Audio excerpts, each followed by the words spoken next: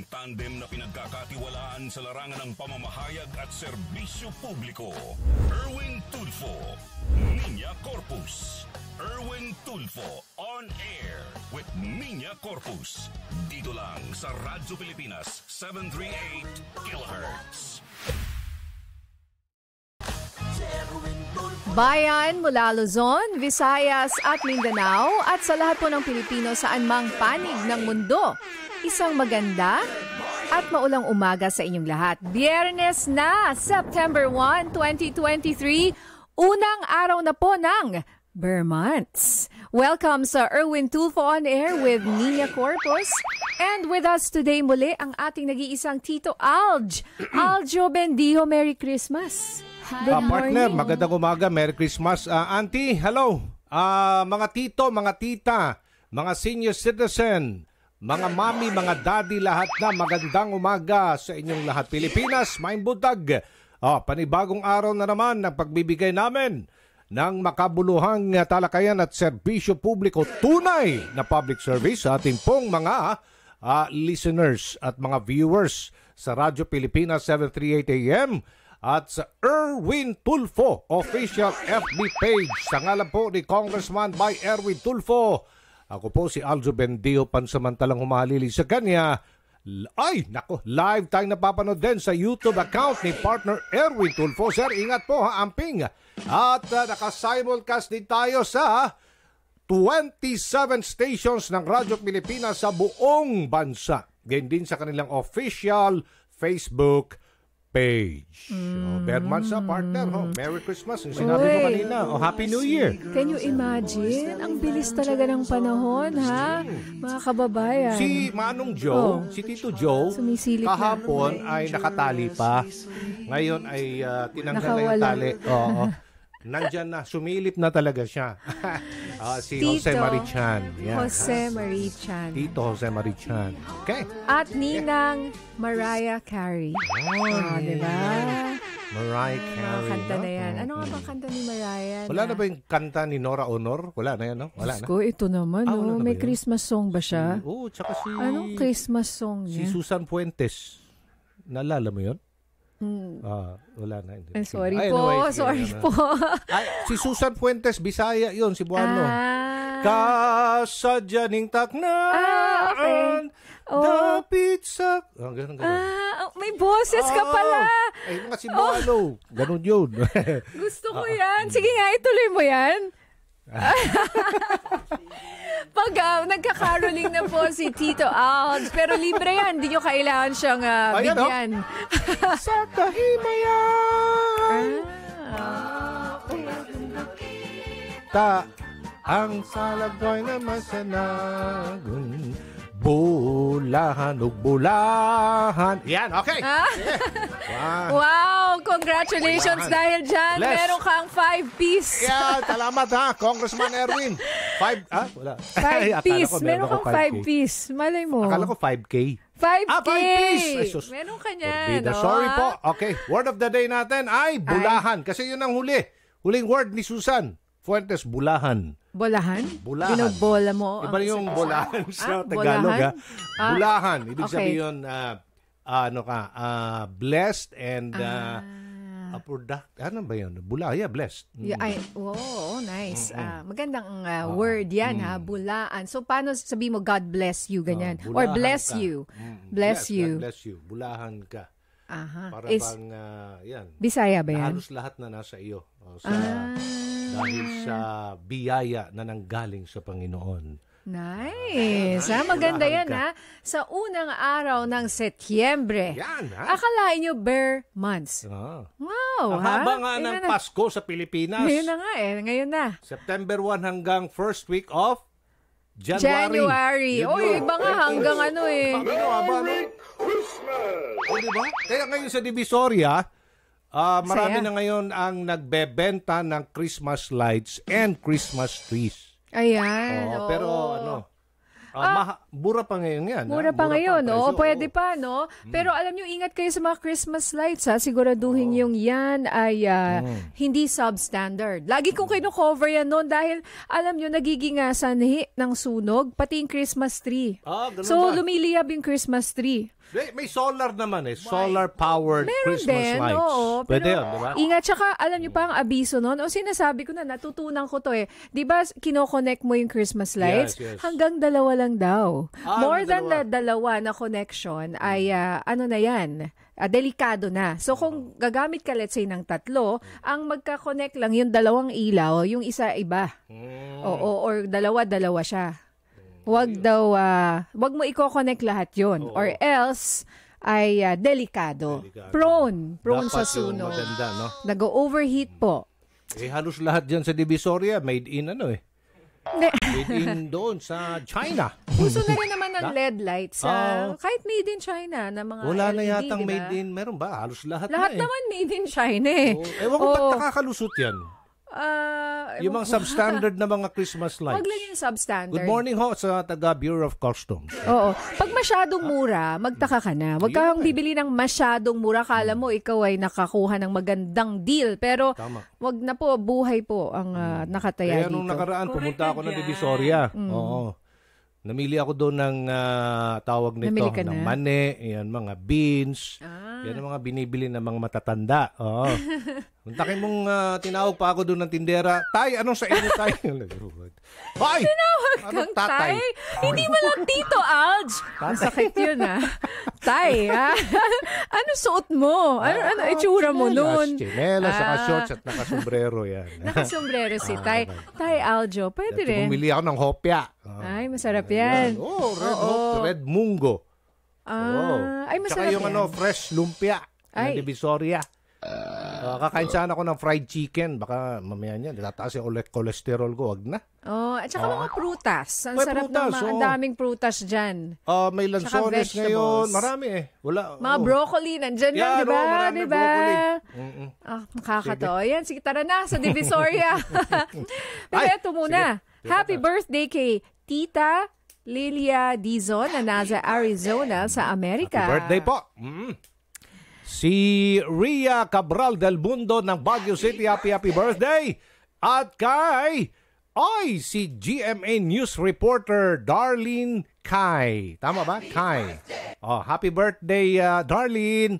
And Sir Ramon Santos at si Sir Elwin Dairit from Leslie. Sa lahat ng mga nagbe-birthday sa araw na ito, nako, happy na, ay birthday mo pa. Kumpleto na. Sige. Uy, marami nang nagme-message sa atin sa FB, mga nanonood po ngayon. Uy, ang dami rin nating viewers. Isip ko lang yung kadyos pala, yung kadyos, para pala yung para siyang black beans. Okay. Ang KBL, partner, KBL, para yan siyang sinigang na baboy ng mga taga-Bacolod. I see. Na nilagyan ng black beans, nilagyan ng batuan, yung pampaasim nila sa putahing yan, at saka ilangka and baboy. KBL. Ay, hello, maayo, adlaw sa inyo tanan, Dias Bacol. Okay. Ayun, yun pala ang KBL. Kasi sa amin sa Ilocano, kamatis, bagoong, lasona. Ano yung lasona? Lasona, yun yung mga maliliit na sibuyas na malasa. Ay, masarap yun. Galing La Union. Marami and Ilocos. Ilocos. Yes, hanggang dun. Sa norte. So, aming specialty yan. Minsan hinihigup ko pa ngayon suka Black. Yung aming vinegar, yung sukang Iloco na itim. Masarap. Maasim talaga. Sarap. Ginagawa pa naming buro yan. Wow. So, lalagyan mo ng iba-iba. Kahit anong gusto mo ilagay na. Masarap yan. Gawing sausawan sa sabaw. Yan, yung mga ganon. Yes. Ayan Ito naman, bayan Okay, so, tuloy-tuloy ang aming pong pamimigay ng handog sa ating 5-piece ayuda. Dito po sa Erwin Tulfo on Air. Kaya't sino po ay maaaring mananalo ng 5-piece pamalengke, pamasahe, pangload, pambaon, panggasolina, pambili ng bigas dahil ngayon ay meron na pong price ceiling. May batas na pong pinirma ng Pangulong Ferdinand R. Marcos Jr. nationwide. Hindi na pwedeng lumampas sa 41 pesos kada kilo ng mga regular milled and 45 pesos per kilo ng mga well-milled. Ayan Paano ngayon, partner, yung 5-piece natin? Okay. Simple lang po ang aming mechanics. Antayin lang ang tanong na aming ibibigay at kung alam niyo po ang sagot, tawag na agad sa aming hotline 855-38029, 855-38029. At ang maswerteng makakakuha ng tamang sagot may instant 2,000 na aming ipapadala po pagkatapos ng ating programa. Kaya makinig po kayong mabuti ha. Ihanda na ang inyong mga lapis, ballpen, papel, mga kodigo nyo. Diba? O yung mga coaches nyo. Pwede. Yung mga bumubulong-bulong. Why not? Sige na, lahat na. Sige. Syempre bayan, tuloy-tuloy pa rin po ang pagbibigay ng tulong po ng aming opisina. Kung meron po kayong reklamong nais idulog tungkol po sa inyong sitwasyon, sa inyong komunidad, sa inyong trabaho, ipaalam nyo po yan sa aming programa. I-message nyo lang po ang official FB page ni Congressman Erwin Tulfo. Maaari rin nyo yang ipadala sa aming Gmail account sa erwintulfoonair@gmail.com o di kaya ay magsadya sa ating tanggapan dito po sa ACT-CIS Party List Action Center, number 81 Mother Ignacia Avenue, Barangay Paligsahan, Quezon City, sa harap po ng St. Paul Church. Ngayon, bayan, ay ito na, pasadahan na natin ang mga pinaka-malalaking balita sa ating bansa. Today, September 1, 2023, Friday. Unahin na natin ang nararanasan nating sama ng panahon dahil inaasahan pang lalakas at magiging bagyo. Ang bagyong Hana ngayong araw ay tatlong weather system ang binabantay ng Pag-asa ngayon. Meron namang bagong bagyong pumapasok ngayon sa atin. So hingi tayo ng update sa bagyo mula kay Ann Cloren ng Pag-asa. Ann, magandang araw. This is Aljo Bendio. Kasama din natin si partner Nina Corpus. Magandang umaga po, Sir Aljo at Ma'am Nina. Ito po update natin sa pinabantay nating severe tropical storm na si Hana. Nasa layo na po itong 865 kilometers sila na extreme northern Luzon. At sa ating pagtaya ay posible po ito lumbos sa ating area of responsibility by Sunday po ng umaga. At yung nabanggit po ninyo na tatlong sama ng panahon o bagyo, ito po ay, una nga po ito si Hana na nasa loob ng PAR. Yung pangalawa po si Typhoon Saula, yung dati pong bagyong Siguring. At yung pangatlong bagyo po si Severe Tropical Storm na may international name na Kirogi. Ito po si Kirogi ay sa kasalukuyan mababa po ang tsansa na pumasok sa ating PAR at wala rin po itong direkta pa epekto sa anumang bahagi po na ating bansa. Pero dahil po sa kanilang tatlo o dahil sa tatlong bagyo na to ay malakas po yung habagat natin o na-enhance po nila yung habagat. Kaya dito po sa Metro Manila, Zambales, Bataan at Occidental Mindoro ay maghapong maulan na panahon po yung ating inaasahan dala nga po nitong habagat. May bugso-bugso mga pag-ulan din po tayo naasahan sa bahagi ng Ilocos Region, Calabarzon, Cordillera Administrative Region, pati na rin sa Central Luzon at sa Batanes, Babuyan Islands, pati na rin po sa bahagi ng Antique. Sa lalaming bahagi ng ating bansa, generally fair weather condition, maghihanda pa rin sa pag-ulan pagsapit po ng hapon at gabi. At yun po yung latest natin dito sa Weather Forecasting Center. Ito po si Ana Cloren. Magandang umaga. Miss Ana, tanong ko lang hanggang kailan itong mga pag-ulan dito ho sa Metro Manila? Yes po, Ma'am Nina. Dito sa Metro Manila, asahan po natin hanggang sa weekend ay magiging maulan po yung ating panahon and then improving weather condition po tayo early next week. So sa mga umaasang walang pasok sa Lunes, katulad ngayong araw, wala kasing pasok yung mga bata, malamang may pasok na sa Lunes. Yes po, opo.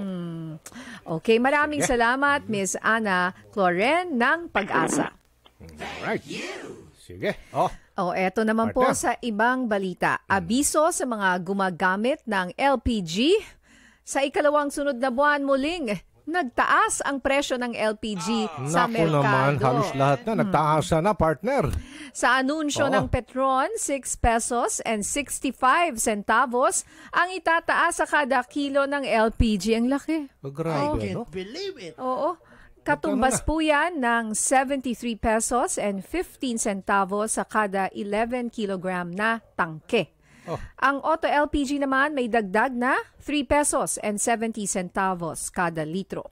Dahilan ng umento ang pagtaas daw ng international contract price ng LPG.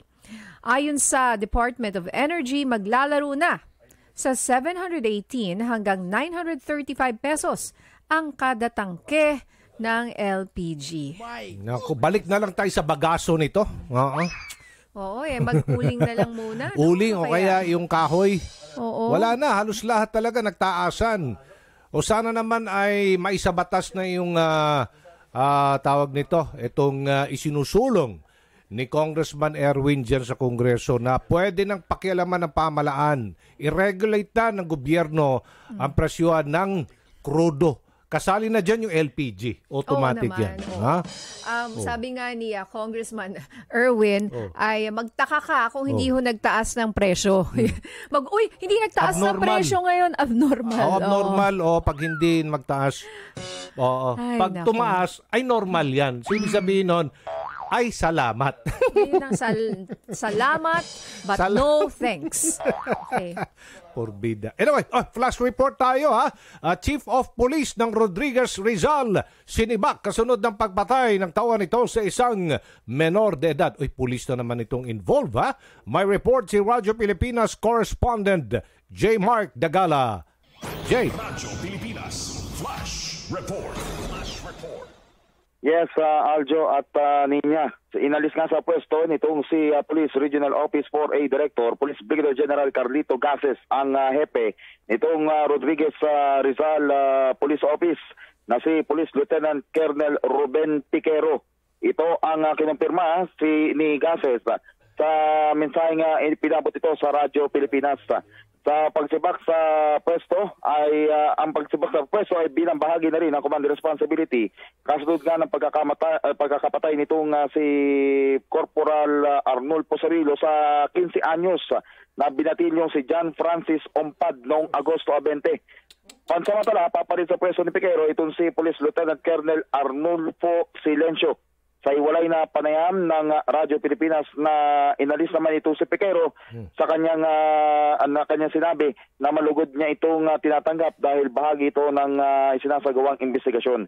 Nagpapatuloy naman ang investigasyon ng Internal Affairs Service ng Philippine National Police o PNP kung saan ang kasong administratibo na grave misconduct at conduct and becoming of police officer ang kinakaharap nitong si Sabilio na mabigat na basihan para masibak ito sa serbisyo. J. Mark Dagala, Radyo Pilipinas. Alright, maraming salamat. J. Mark Dagala. Ito na, partner. Okay, sa sports naman, mailap pa rin ang panalo para sa Gilas Pilipinas sa 2023 FIBA Basketball World Cup. Sa laban ng Gilas kontra po South Sudan kagabi, tinambakan ng African country ang bansa sa score na 87-68. I think ito na yung worst performance. 19 points ang diferensya. Worst performance daw. Yan na ang ika-4 na sunod na talo ng Gilas magmula nang magsimula ang tournament. Buong puso namang inako ni Gilas Pilipinas coach Chot Reyes ang sinapit ng koponan sa FIBA. Huling makakaharap ng Gilas ang koponan ng China bukas. Kinakailangan nilang manalo para magkaroon pa ng tsansang makapasok sa 2024 Paris Olympics. So yun na lang sana. Tambakan nila ng 50 points. Yung China kaya? Ha? Ano sa tingin mo? Parang mahirap na mag-expect sa mga puntong ito. Wag na expect the worst na lang para you won't be disappointed. Ganito yung Italia number 10. Ang diferensya lang 7 points. Angola 6 points yata yun, di ba? Yes. Yung una, yung Dominican Republic ganon din. Angola pala 10 points. I-add mo lahat yun. Pati yung 19 points, yun ang dapat itambak ng Pilipinas sa China. Kayang-kaya natin. Congratulations pa rin sa ating mga players. Talaga namang binigay nila ang kanilang makakaya. Kaya lang hindi talaga kinaya. Yan ang problema Yeah, oo. So, may problema Dapat ayusin. Siguro yung point guard, partner, yung magdadala ng bola, siya yung magtitimon doon niya ipasa. Tapos, puso, pasa. Di ba? Hindi puro puso. Dapat puso and pasa. Ayan, alam mo, partner, ganun talaga Wala na tayong magagawa ngayon. May isa pa. Pwede ba tayo makapasok sa Olympics? Tambakan natin ng ganong kadlaki ang China. Let's pray for a miracle. Yan. Nagsorry naman miracle si... na po ang hinaantay na natin dyan. Yes. Nagsorry naman si Coach Chot. Chot naman. Chot. Coach Chot at inako na ang kanyang responsibilidad sa sunod-sunod na pagkatalo ng Gilas. Nag-text daw siya kay MVP. Yeah. Hi MVP, good morning. Ay hindi pa nag-reply si MVP. Si Mr. Manny Pangilinan. Sabi niya, Kasi hindi niya alam kung paano siya hindi na raw magre-reply. kailangan. Paano mo, sabi niya, how do you reply to that? Nung nag-sorry. Parang sabi nga ngayon ni Coach Chot sa SBP, no, kayo na po ang bahala sa akin. And he just answered his call of duty raw. Total, nag-retire na siya, tapos binalik siya. Ginawa lang niya yung kanyang alam. No? Pero ito ang sabi niya, sinabi niya na, I don't think anything much needs to be said. We played our worst game when it counted the most. Yan, Ang sakit. sige. But yeah, good luck pa rin po sa susunod na game against China. Let's hope. Finally, may isa man lang na panalo. Wag naman 0 all the way. May isa pa. Kasi ang basketball talaga, walang matatalo dyan. Meron talaga matatalo at may mananalo.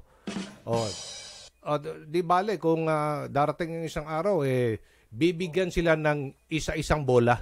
Huwag na mag-agawan sa isang bola. Hindi, biro lang po. Anyway, congratulations pa rin sa ating Gilas. Eto na, magpapatupad na ang gobyerno ng price ceiling sa mga ibinebentang bigas sa bansa. Yan po'y matapos sa brubahan ng Pangulong Ferdinand R. Marcos Jr. ang recommendation na magpataw po ng limitasyon sa patuloy na pagmahal ng bigas. Sa Executive Order number 39, dapat hanggang 41 pesos lang kada kilo ang halaga po ng regular milled rice. Yung well-milled rice hanggang 45 pesos kada kilo na pwedeng ibenta nila sa merkado. Mananatili naman ang price ceiling sa bigas hanggang hindi binabawi ng Pangulo.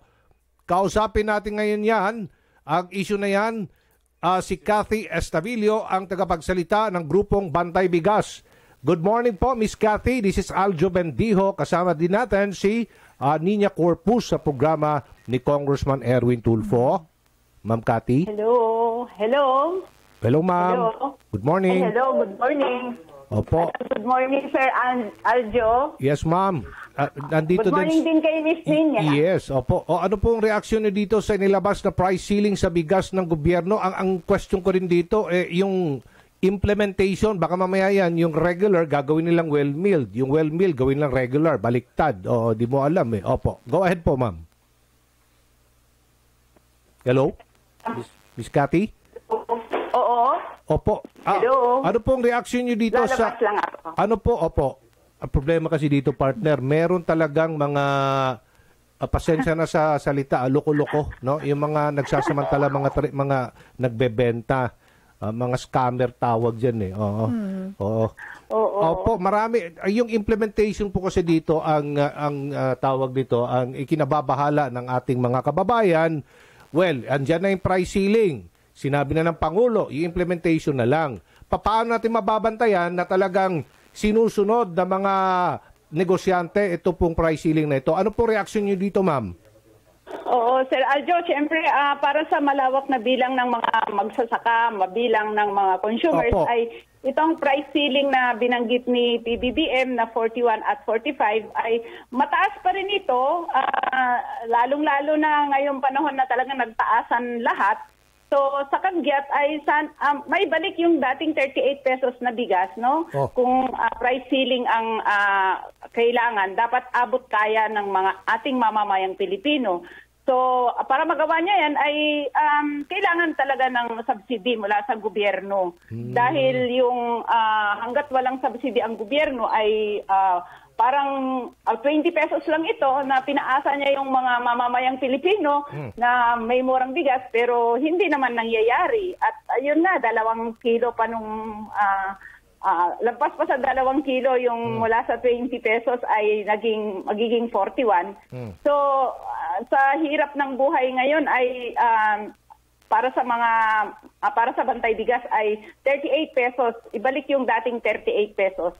At kasabay niyan ay ibasura yung RA 11203 o Rice Liberalization Law para talagang magawa ng gobyerno yung mandate nito na mag-regulate ng presyo ng bigas at kapag naibalik yung mandate ng gobyerno through NFA, edi maibalik din yung dating pagbebenta nito ng 27 at 32 pesos Kasi per kilo. Sa pagkakalab ko, ang NFA pwede naman bumili ng bigas para murang ibenta sa taong bayan pero buffer stock lang. Tama ho ba? Buffer Oo, stock tama lang. yun. Actually, yung buffer stock niya ay for emergencies and calamities Yes. lang. Bawal sa kanya ang magbenta ng bigas sa merkado dahil diyan sa RA 11203. So, para sa immediate, dahil hirap na hirap tayo, ay maglabas siya ng executive order suspending yung implementation ng RA 11203 at kagyat na ibalik yung NFA mandate na mag-regulate ng presyo ng bigas through yung 27 at 32 pesos na dating ibinebenta nito. Kasabay din yan, syempre, para may maibenta siya, palakasin yung ating lokal na produksyon sa pamamagitan ng mga support subsidies din sa ating mga magsasaka. At ipagbabawal ang land use conversion, maglabas din siya agad ng pagbabawal sa land use conversion kasabay nung pamamahagi ng mga binhi, subsidized loan sa ating mga magsasaka, support price sa palay at support price sa presyo ng bigas. Okay, so sinasabi niyo po you're not satisfied dito po sa executive order na 41 pesos na price ceiling for regular milled and 45 pesos for well milled. So you want more. Gusto niyo sana 38. I mean, mas mababa pa.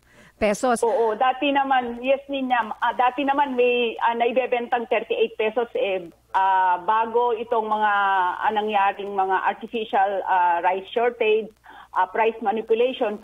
So, dating may ganyan, kaya kayang-kayang ibalik ng mga retailers. At higit sa lahat, maglabas din ng executive order ang gobyerno. Hindi lang siya simpleng yung RA, yung inilabas niya na Price ceiling.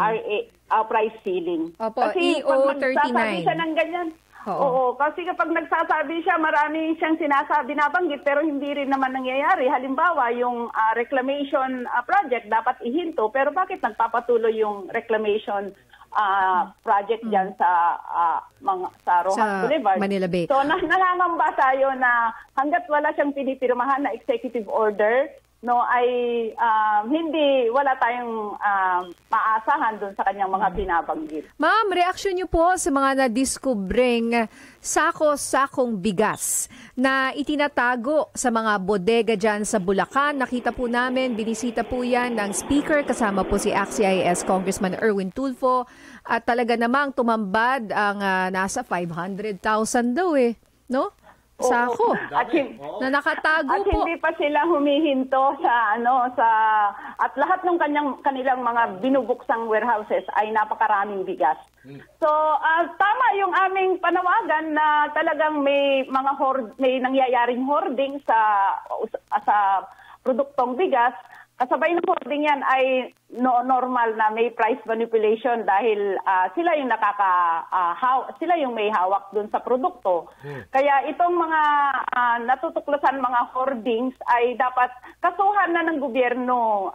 Matagal na niyang binabanggit na meron special court para sa kanila. Bakit hanggang ngayon ay wala pa rin nakakasuhan at ang biktima ay siyempre yung malawak na bilang ng mga consumers dahil walang alternative na mabili kundi yung mga napakataas na presyo ng bigas. Ewan ko ba kung may konsensya pa ito mga negosyanteng ito? Mukhang wala talaga wala pinagkaiba sa scammer ito, partner. Scammer talaga yan. Manloloko, mga walang puso. Ang dami mo pang pwedeng sabihin pero baka ho tayo ma-censor. Niriribag pa na kunyari ay local yung imported. Yun nakita nila yung mga sako na kunyari nga. Niriribag. Yun ang dapat kasuhan talaga yun. Andun na ebidensya, Di ba ho, ma'am? Oo. Actually, Miss Nina and Sir Aljo, hindi lang nangyayari yan ngayon. Dati nang gawian ng mga retailers at saka mga importers. At talagang walang napanagot sa kanila kung kaya nagtatrive sila, na nandyan sila. Kaya nga binabanggit natin hanggat i-liberalize ang ating industriya sa pagkain, na pumapayag na mag-import kung sino man yung pwedeng basta makapagbayad lang ng 35 tariff nito ay pwedeng mag-import. Kaya lang, siyempre, dahil hawak ng mga pribado yung bigas, ay talagang kayang-kaya nilang manipulate ng presyo na konkretong nangyayari ngayon. At talagang umaaray kahit saan mo tignan ang gulo ay hindi makatarungan, makatwiran itong presyo na to. Kaya dapat lang na umaksyon na itong gobyerno sa pamamagitan ng paglalapat na ng kaso sa kanila at kasabay niyan ay palakasin yung ating lokal na produksyon at gawing priority ng gobyerno ang sa kanyang programa yung pagpapalakas sa ating lokal na industriya ng bigas kasabay nung dapat wag iasa yung ating pagkain sa importasyon dahil kailanman ay hindi mapapababa ng imported na bigas yung presyo nito sa palengke hanggat hawak ng mga pribado. Okay, maraming salamat Cathy Estavillo, ang tagapagsalita ng grupong Bantay Bigas. Thank you, ma'am. Maraming salamat din at mabuhay kayo. Okay, thank you. Ito na. Uy, partner, eto sige. na po, 5-piece ayuda bayan. Pero gusto ko lang pasalamatan yung mga FB watchers natin. Mamaya ha, yung mga babasahin ko yung mga pangalan ninyo pero ang dami nilang reaksyon, ang daming nanonood po ngayon. Salamat po ha sa pag-share ng inyong mga opinion at mga saloobin. Pero dito muna tayo sa 2,000 pesos. Pati na ang mga nanonood sa atin ngayon itong mga dihamak na mga manhid. Mga kapalmuks na mga negosyanteng yan. Mga scammer kayo, ha?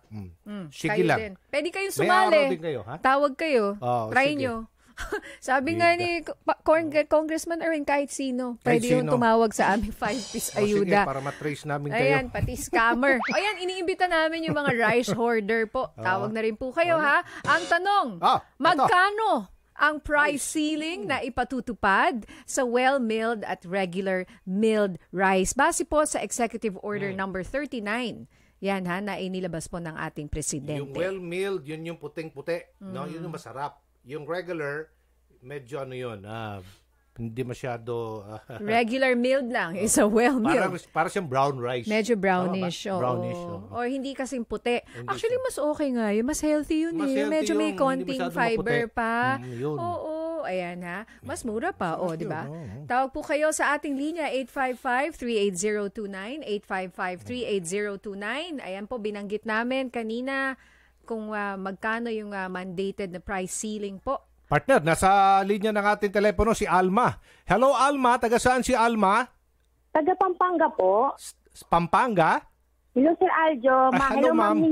Good. Oo. Hello. Saan sa Pampanga?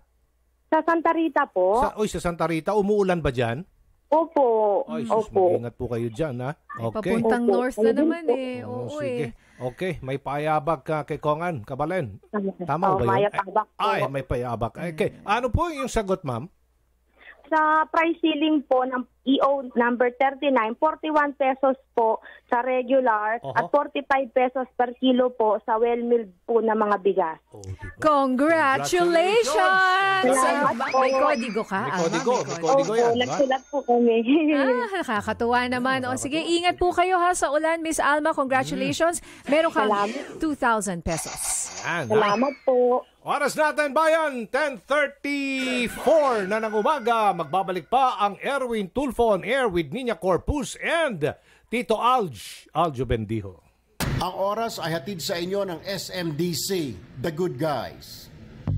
Uy, cheese ring! Pahingi naman ako niyan! Ang sarap talaga ng cheese ring! Mula pa ng mga bata tayo hanggang ngayon! Oo naman! Iba talaga ang cheese ring! Yung sobrang cheesy na may tamang tamis! Parang ikaw lang! Ang sarap balik-balikan! Naku, ubos na! Tara, bili pa tayo! Cheese ring! Ang sarap balik-balikan! Mabibili sa inyong suking tindahan. Cheese ring! Can't get enough! By region! Eto na, kaliwa kanan. Kasya pa yan. Yung di pa naka-lifeline rate dyan, pasok. Ha? Anong lifeline rate? Meralco lifeline rate. Bawas bayarin sa kuryente. Mag-apply ka na. Paano? Yung mga 4-piece beneficiary o mga nabobohay below the poverty threshold, makinig. Una, kumuha ng lifeline rate form sa Meralco Business Center o i-download online. Pangalawa, puna ng form. Pangatlo, magdala ng 4-piece or any government ID. Kung hindi 4-piece, SWDO certification. Pang-apat, dalhin ang latest Meralco bill. Pang-lima, isubmit sa Meralco Business Center. Excuse me, hindi kasali ang mga naninirahan sa kundo, subdivision, net metering customers at violators ng Anti-Pilferage Act. OMG! Ay, Ay, K-R. Iwan ka rito. Ala! Diretso sa Meralco Lifeline Rate. Bawas bayarin, huwag palampasin. Call ERC Lifeline Hotline at 8689-5372, Local 5222. Ang oras ay hatid sa inyo ng SMDC, The Good Guys. Para laging malusog, masigla at malakas ang buong family, mag-Genesis Organic Spirulina. Ang Genesis Organic Spirulina ay isang uri ng superfood na siksik sa protina, vitamins at antioxidants na kailangan ng katawan. Ito ay 100% organic and natural at walang balansang amoy, kaya sigurado kang high quality. Siguraduhin may complete nutrition ka every day with Genesis Organic Spirulina. For inquiries and orders, contact 0977-688-5730. Also available online and selected Mercury Drug outlets. Inihahandog ng San Miguel Pale Pilsen. Hinahanap niyo raw ako. Coco Martin bilang Batang San Miguel. Coco! Ikasan nyo na! Yan! Sa pool! San Miguel Pale Pilsen! Ganito tayo mga Batang San Miguel. Pag nagkita-kita, may San Miguel Pale Pilsen. Coco, may nakalimutan ka yata. Pambukas ng bote. Sarap ko kasama! San Miguel Pale Pilsen, sarap laging kasama. Drink responsibly. Uy, cheese ring! Pahingi naman ako niyan! Ang sarap talaga ng cheese ring. Mula pa ng mga bata tayo hanggang ngayon. Oo naman! Iba talaga ang cheese ring. Yung sobrang cheesy na may tamang tamis. Parang ikaw lang. Ang sarap balik-balikan. Naku, ubos na. Tara, bili pa tayo. Cheese ring. Ang sarap balik-balikan. Mabibili sa inyong suking tindahan. Cheese ring. Can't get enough. By Regent. Eto na, kaliwa kanan. Kasya pa yan. Yung di pa naka-lifeline rate dyan, pasok. Ha? Anong lifeline rate? Meralco Lifeline Rate. Bawas bayarin sa kuryente. Mag-apply ka na. Paano? Yung mga 4-piece beneficiary o mga nabobohay below the poverty threshold, makinig. Una, kumuha ng Lifeline Rate form sa Meralco Business Center o i-download online. Pangalawa, puna ng form. Pangatlo, magdala ng 4-piece or any government ID. Kung hindi 4-piece, SWDO certification. Pang-apat, dalhin ang latest Meralco bill. Pang-lima, isubmit sa Meralco Business Center. Excuse me, hindi kasali ang mga naninirahan sa kundo, subdivision, net metering customers at violators ng Anti-Pilferage Act. OMG! Ay, K-R. Iwan ka rito. Ala! Diretso sa Meralco Lifeline Rate. Bawas bayarin, huwag palampasin. Call ERC Lifeline Hotline at 8689-5372, Local 5222. Alright, nakatutok pa rin kayo, bayan, sa Erwin Tulfo on air with Nina Corpus and sometimes Tito Aljo Bendio. Dito na tayo, bayan, ha? Inalmahan na po ng pamahalaan ng Pilipinas ang paglalabas ng China ng panibagong mapa kung saan makikita na inaangkin na nila ang buong South China Sea. Kabilang na ang West Philippine Sea. Nagpadala na ng protesta ang ating pamahalaan kaugnay sa expanded 10-dash line na ng China. Nako, nasa linya ng ating telepono si DFA Undersecretary Ed De Vega. Yusek, magandang umaga. This is Aljo Bendio. Kasama din natin si Miss Nina Corpus, sir. Magandang umaga, Ginong Bendio, Miss Corpus. Sir, ano pong reaksyon nyo dito sa inilabas na standard map ng Ministry of Natural Resources ng China kung saan mula po sa 9-dash ay naging 10-dash na ito. At sakop na po ang buong South China Sea at West Philippine Sea. Muntik na pati buong Palawan ata, sir. Alright po, ganito po. Lumabas na yung ating protesta. Alam naman ninyo, habang tuloy sila maglalabas ng mga ganyang mapa or magpapalabas ng inaangkin nila yung buong dagat, ilalabas naman natin yung ating posisyon. Ganun po yun. Tutul tayo dyan. At alam naman natin, nagkaroon na ng desisyon ang Arbitral Award of 2016 na masyadong malawak, labag sa international law, ang paggagawa kayo ng claim na yung voters under the 9-dash line, no? So, alam naman natin yan. Pero, hindi naman siguro tayo nagugulat na ginawa ng China yon kasi alam naman natin, dati pa nilang sinasabi yan. Kaya, ang sagot dyan, pag sinabi nila to, sasabihin naman natin posisyon natin. Ganun po yun. Yun na nga, ano? Halos na sakupin na nila ang bansa Pilipinas. Hindi na lang tayo para bang hating kapatid na lang sana. Anyway. Well, ang sagot dyan, kung hindi successful ang diplomacy, ang kailangan more diplomacy. Yan ang trabaho ng Department of Foreign Affairs. Siyempre, no? Diplomats, tapos yung ating mga kawal ng Navy, ng Philippine Armed Forces, sila naman na magde-defend ng ating national territory. No? So, ayon sa Arbitral Award, meron tayong karapatan. Hindi naman sinabing kapangyarihan, no? Hindi naman tayo may-ari ng dagat niyan, no? Pero tayo may karapatan na ang tawag doon exploit, and administer the resources. So, ang good dyan, gagawa sila ng 10-9. We will continue to fish and drill. Fish and drill. Kasi meron tayong project. Itong lamang yung isla natin, pwede mangisla dyan. So, tuloy natin yan. Nandiyan yung ating Coast Guard para bigyan silang protection. Alam naman natin, gawin ng China ito. So, sasagot tayo. Opo. Yun naman ang essence ng EEC Di ba, Yusek? Pwede kayo mangisda, magpaalam kayo sa amin. Exclusively kami ang mauuna dyan. Pero everybody is welcome. Magpaalam lang sa Pilipinas. Iba sa China Huwag na kayong pumasok, amin ito. Talagang ganun ang gusto. Bully talaga ang China. Well, under the EEZ, syempre, parang ganito po yun, no? Ang best example. Kunyari meron kayong shares of stock sa isang golf club, sa country club. Pwede mong gamitin yung golf course, pwede mong gamitin yung polo club.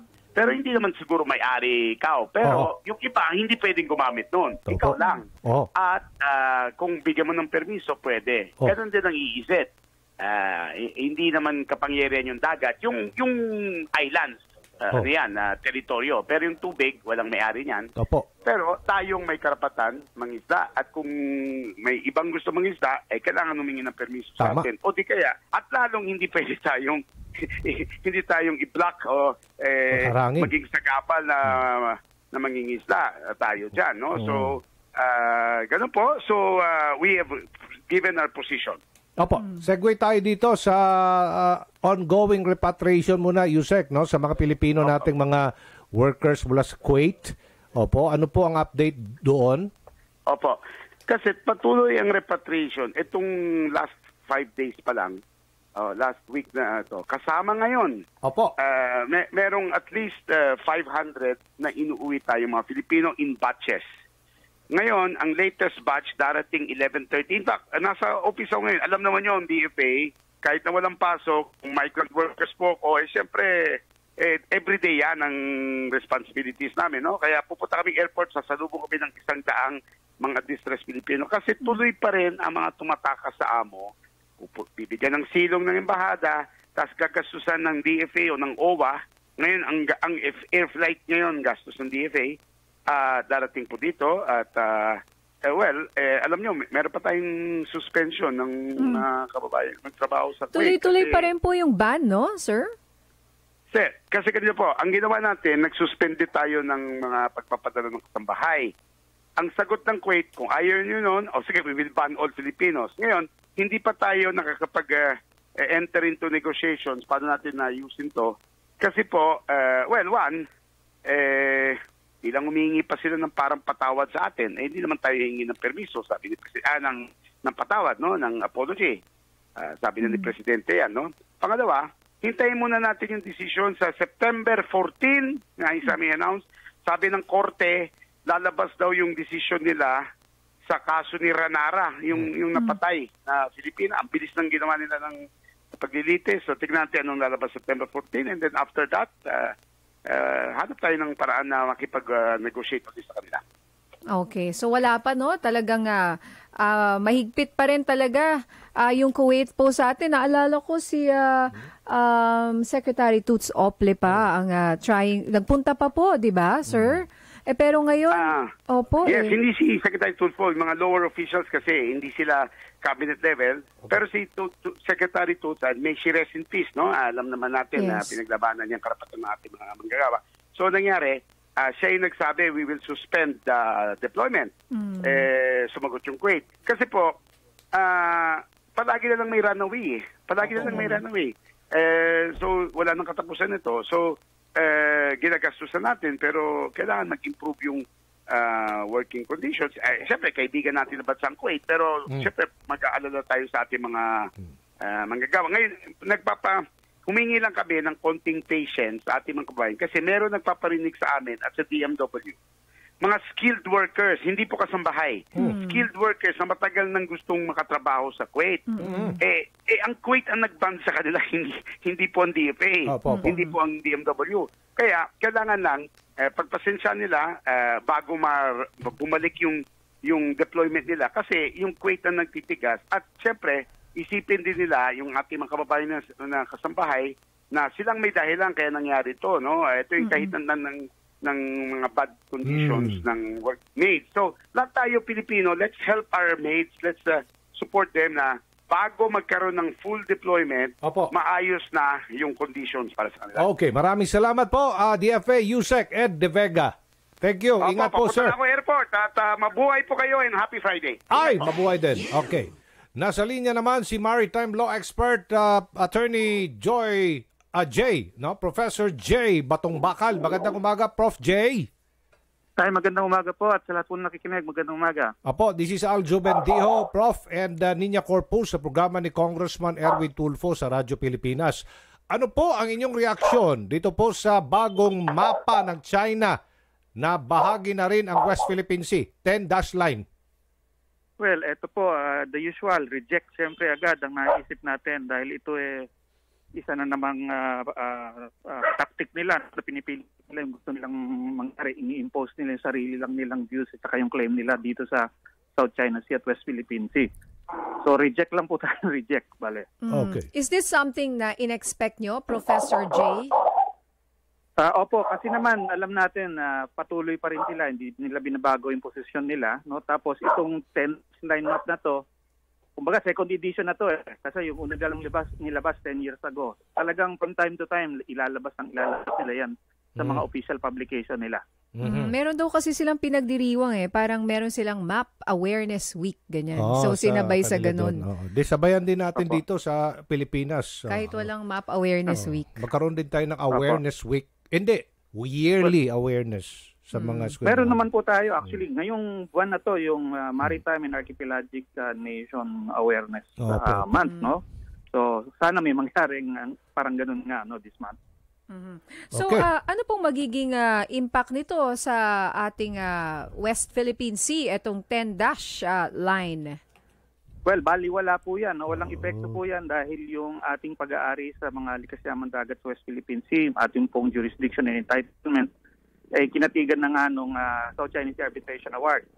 At nakita nga natin na yung isa dun rulings noon ay yung total invalidity nitong claim ng China, no? Kesyo 9 dashes siya o 10 or 11. Basta wala talaga yon. Kaya nakita rin natin na immediately may mga responses na yung mga ibang bansa, no? At palagay ko mayroon pang darating na iba pa na sasabihin talagang nire-reject din yan yung aspeto na yan ng kanilang mapa. Okay. Parang talagang inilalabas lang sa kabilang tenga ng China, nagbibingi-bingihan itong mga Chinese, no, sa ating mga protesta. Ang dami na natin protesta. Protesta tayo ng protesta. Dapat tapos meron pa tayong planong iakyat yan sa UN General Assembly. May nagsasabi rin na mag-ain muli ng reklamo sa arbitration court. Ano po dapat natin gawin talaga dito para sila po ay maapektuhan at makikinig sa atin, Attorney J? Well, yan po, mga option po talaga yan, no? We should look at them as parang tools, no, na parang menu, meron kang pwede mong gamitin at an appropriate time. Ang kailangan na lang is a really serious and long-term strategy kasi siguradong matagal itong pakikibaka na to, no? So, maganda nga yung sign na may mga naglalabas na ng mga protest nila na ibang bansa kahit hindi sila claimant nagkakaroon, no? So, padamihin lang po natin yun tapos kakausapin natin sila parang magkaroon tayo ng appropriate na parang support pag dumating ang panahon na maghahain tayo ng mga resolution o gagawa tayo ng ibang aksyon sa tulong na may katulong tayo na ibang mga bansa. Okay. Professor, yung 10th dash, itong bagong pang-10 na dash ay nilagay daw malapit sa Taiwan. So Taiwan ang kanilang target po dito. Opo. So, parang kinabit na po nila yung kanilang claim nga, no, na pati para naninigurado silang iakyat dun pa sa paligid ng Taiwan, yung sinasabi nilang katubigan nila. Okay, sige po. Maraming salamat sa inyong oras. Attorney Batong Bakal, ingat po, sir. Welcome po at ingat din po sa inyo lahat. Okay, sige. Alright, so magandang laban ito, partner. China versus Philippines sa basketball. Basketball. Ni hao. Tama yan sa ating nalalapit na FIBA. Ang huling laban, ano? Sana naman, hindi naman mga Pilipino. Zero China. Ito naman. Philippines. Di ba ang L nila R? Philippines. Dalawa pite. Anyway. Oras. Uy, hindi naman natin marami tayong kaibigan na Chino. Yung mga totoong Chinese talaga. Yung mga nandoon sa mainland. Yes. Na nambubuli sa Pilipinas. Diba? Kayo. Sana. Sige. Manalo sa FIBA. Kung hindi dyan sa FIBA. Laban, puso. Okay, oras natin. 10:51 ng umaga. Magbabalik pang Erwin Tulfo on air with Niña Corpus and Aljo Bendijo. Laban. Ang oras ay hatid sa inyo ng SMDC, The Good Guys. Ito na, kaliwa kanan. Kasya pa yan. Yung di pa naka-lifeline rate dyan, pasok. Ha? Anong lifeline rate? Meralco lifeline rate. Bawas bayarin sa kuryente. Mag-apply ka na. Paano? Yung mga 4-piece beneficiary o mga nabobohay below the poverty threshold, makinig. Una, kumuha ng lifeline rate form sa Meralco Business Center o i-download online. Pangalawa, puna ng form. Pangatlo, magdala ng 4-piece or any government ID. Kung hindi 4-piece, is WDO certification. Pang-apat, dalhin ang latest Meralco bill. Pang-lima, isubmit sa Meralco Business Center. Excuse me, hindi kasali ang mga naninirahan sa kundo, subdivision, net metering customers at violators ng Anti-Pilferage Act. OMG! IKR, iwan ka rito. Diretso. Meralco Lifeline Rate.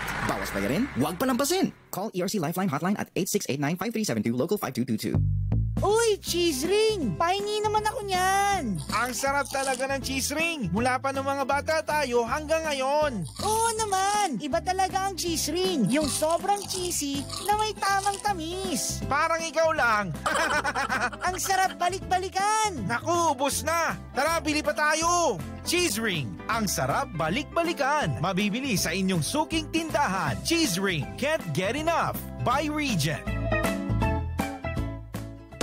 Ito na, kaliwa kanan. Kasya pa yan. Yung di pa naka-lifeline rate dyan, pasok. Ha? Anong lifeline rate? Meralco lifeline rate. Bawas bayarin sa kuryente. Mag-apply ka na. Paano? Yung mga 4-piece beneficiary o mga nabobohay below the poverty threshold, makinig. Una, kumuha ng lifeline rate form sa Meralco Business Center o i-download online. Pangalawa, puna ng form. Pangatlo, magdala ng 4-piece or any government ID. Kung hindi 4-piece, is WDO certification. Pang-apat, dalhin ang latest Meralco bill. Pang-lima, isubmit sa Meralco Business Center. Excuse me, hindi kasali ang mga naninirahan sa kundo, subdivision, net metering customers at violators ng Anti-Pilferage Act. OMG! IKR, iwan ka rito. Diretso. Meralco Lifeline Rate. Bawas bayarin, huwag palampasin. Call ERC Lifeline Hotline at 8689-5372, Local 5222. Ito na, kaliwa kanan. Kasya pa yan. Yung di pa naka-lifeline rate dyan, pasok. Ha? Anong lifeline rate? Meralco lifeline rate. Bawas bayarin sa kuryente. Mag-apply ka na. Paano? Yung mga 4-piece beneficiary o mga nabobohay below the poverty threshold, makinig. Una, kumuha ng lifeline rate form sa Meralco Business Center o i-download online. Pangalawa, puna ng form. Pangatlo, magdala ng 4-piece or any government ID. Kung hindi 4-piece, is WDO certification. Pang-apat, dalhin ang latest Meralco bill. Pang-lima, isubmit sa Meralco Business Center. Excuse me, hindi kasali ang mga naninirahan sa kundo, subdivision, net metering customers at violators ng Anti-Pilferage Act. OMG! IKR, iwan ka rito. Diretso. Meralco Lifeline Rate. Bawas bayarin, huwag palampasin. Call ERC Lifeline Hotline at 8689-5372, Local 5222. Kayo ay nakatutok pa rin po sa Erwin Tulfo on air with Niña Corpus and Aljo Bendijo. sinuspindi na ng Department of Justice ang nakatakdang pagpapatupad ng bagong protocol sa pagbiyahe paglabas ng bansa. Yan ay matapos umani po ng batikos ang inilabas na bagong guidelines. Kausapin po natin ngayon si Bureau of Immigration spokesperson Dana Sandoval. Magandang umaga po, Ms. Dana. Good morning. Good morning po, Ms. Nina. Good morning din po sa lahat ng tumatangkilik ng inyong programa. Okay, ma'am, sa September 3 pa dapat ang implementasyon nitong upgraded protocol sa mga departing Pinoys. So ano na po ang aasahan ng mga nakatakdang bumiyahe palabas ng bansa? Yes, following po yung advice ng Department of Justice because of the recent concerns on the guidelines on departure formalities in 2023 version, temporarily po naka-hold po muna ang implementation nito ng buong iyakat ng interagency po natin, subject po to clarifications ng mga concerns po of the general public as well as our lawmakers. So sa ngayon po, ang umiiral po na guidelines because we are temporarily discontinuing po yung implementation ng 2023 guidelines, we revert po to the 2015 guidelines. Essentially po, we also siguro want to highlight that these guidelines are not meant to add burdens to the departing passengers kasi it's really something po na tinitingnan lamang sa ilang kategorya ng mga bumabiyaheng pasahero. But generally speaking po, for 98% of passengers, more than 98% of passengers, wala pong kailangang dagdag na dokumentong kailangan pong ihanda. Okay, yun po kasi ang concern ng marami. Alam ko po, ma'am, ilang beses na rin pong in-explain, pati rin po ng DOJ, na hindi ito mas mapapaganda pa nga yung proseso kapag na-implement po ito. But still, it did not sit well, lalo na rin po sa ating Kongreso, sa Senate. Ang sabi po ni Senate President Zubiri na yung ibang guidelines po ay masyadong prohibitive. Example po, yung hihingan pa ng affidavit, yung ng authorized by a consular office whenever a Filipino visits a relative overseas. Kung bibisita lang po siya. Yes, ito pong guidelines na to, like I mentioned earlier, it's not for everybody. Ang na-require lang po noong additional documents are those dun sa tourist category are those who will undergo secondary inspection. Tayo po ay mag-undergo lamang ng secondary inspection if our documents, purpose of travel do not match or may nakita po ang immigration officer na similar pattern doon po sa mga previous na nahuli na victims of trafficking or na-intercept rather the victims of trafficking and illegal recruitment. But again, for the general public, they do not need to prepare anything, any other document po, other than their their passport, their round-trip ticket, their boarding pass, their e-travel, their visa if they are required in the country of destination. Yeah, so yung mga Pinoy po na mahilig mag-abroad ngayon dahil uso po Ma'am Dana, ang dami hong nag-a-abroad, nagbabakasyon, pupunta sa Japan, pupunta sa Hong Kong, 'di ba? Pupunta sa Thailand, yung mga or sa Amerika. O kunyari, yung mga turista po na yan, ang kailangan lang nila ay yung sabi nyo nga, passport, ticket, and visa. And you're talking about 98% of the travelers po. Yes, there is nothing to worry about po kung ano po yung previous natin na procedures. It is still the same metrics po na ginagamit ng ating mga immigration officers. Sa totoo lang nakita ko po yung kailangan talagang pag-usapan po ito siguro at i-clarify at ma-inform po ang general public. Because Ms. Nina, even my own mother was asking me about these guidelines. So I think I saw really that it's important. So we raised this concern po kahapon nagkaroon ng meeting ang Interagency Council Against Trafficking. So representatives from the different government agencies were there. And one thing that was discussed there is the pressing need po ng massive information campaign on difference of the new guidelines doon po sa old guidelines. Because I think that's where the question is starting because there is a misconception that these requirements is for everybody, and it's going to be an added problem for everybody. But essentially, it's the same po na procedures. Doon sa bagong guidelines po, ang kaibahan lang is changes in the procedures for the CFO, the Commission on Philippines Overseas, DSWD clearance for unaccompanied minors or traveling with their fathers. And binawasan po, inalis po yung arbitrariness ng decisions po ng immigration officers for secondary inspection, for those undergoing secondary inspection. Because in the old guidelines, medyo vague po yung activities po yung maaari pong i-require, halimbawa, ng isang immigration officer sa person undergoing secondary inspection.